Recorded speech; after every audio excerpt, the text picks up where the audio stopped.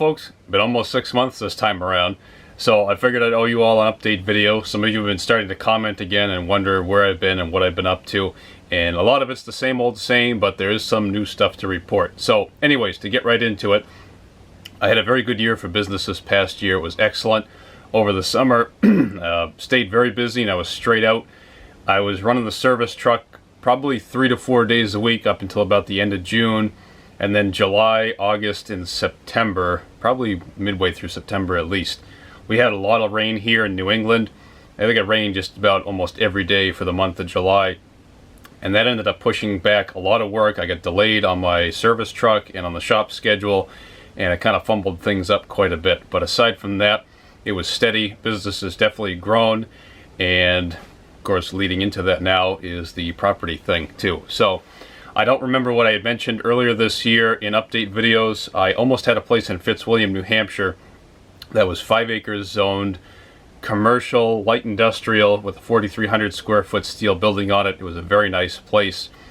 And I almost had my hands on it too, but the buyer's agent I was working with kind of, I don't know if she knew that she did, but she kind of pulled a fast one. And I ended up losing the building and getting outbid by another bigger company that had way more capital than I do.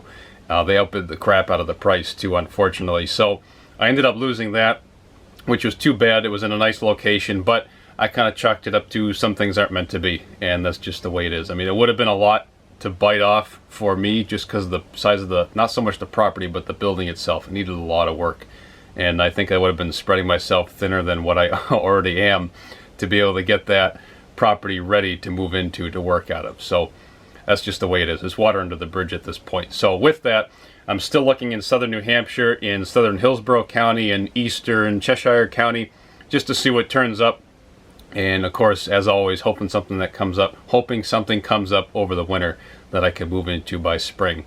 In terms of working out of here, you know, I was going over business, and a lot of the frustration with the business and not being able to turn out work and, you know, stocking parts and stuff like that, and staying organized, comes down to having the proper amount of space to run it.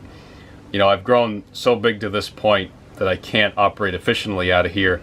And this is only 240 square feet, this little tent garage here. And then you got everything around the outside edge. So now everything kind of gets condensed inside, and then the lift table is here in the middle.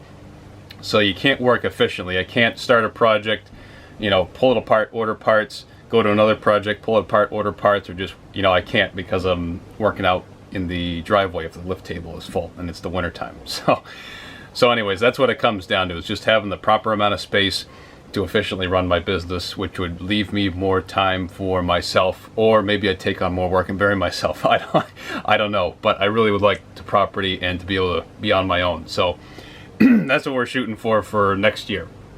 As of right now, I have all new work held off until January 10th.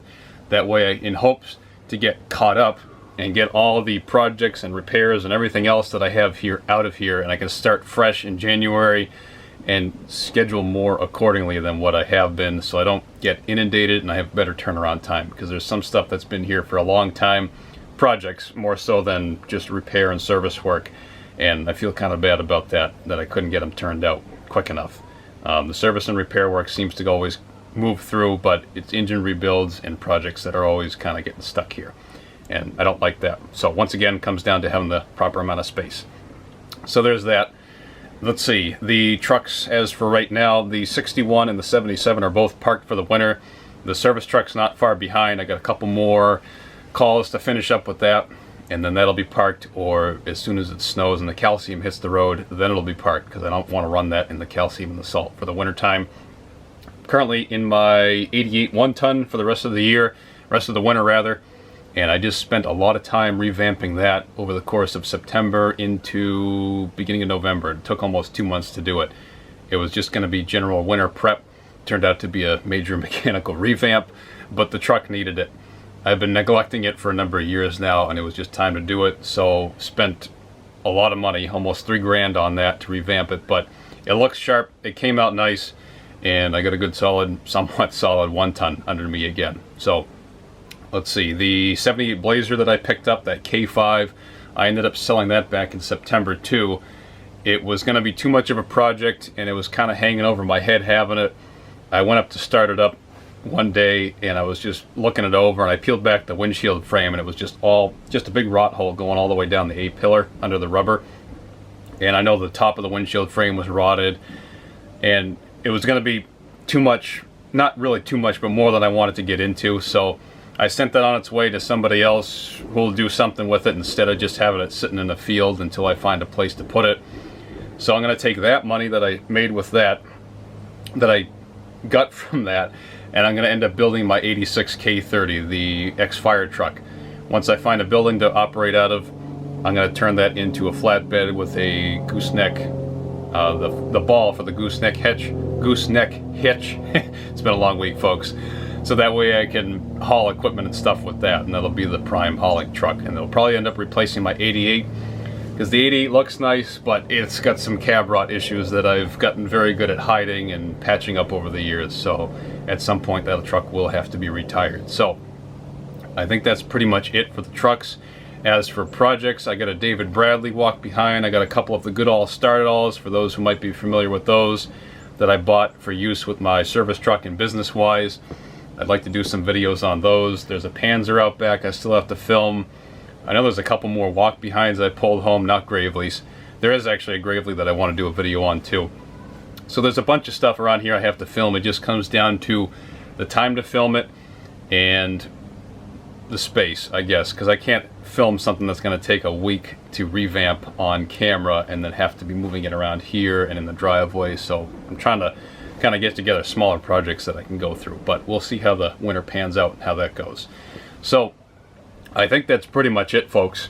I haven't forgotten about you. I've just been really dang busy and just haven't had a chance to get back to YouTube. So it's pretty much as simple as that. Same old same, just busier than last year and that many less videos. Business is growing, just need the place to operate out of. So anyways, hopefully that answers everyone's questions on where I've been. Until the next time, and hopefully you will be seeing at least one repair and startup video from me this winter. But until then, appreciate y'all hanging around the channel, and there you have it, folks.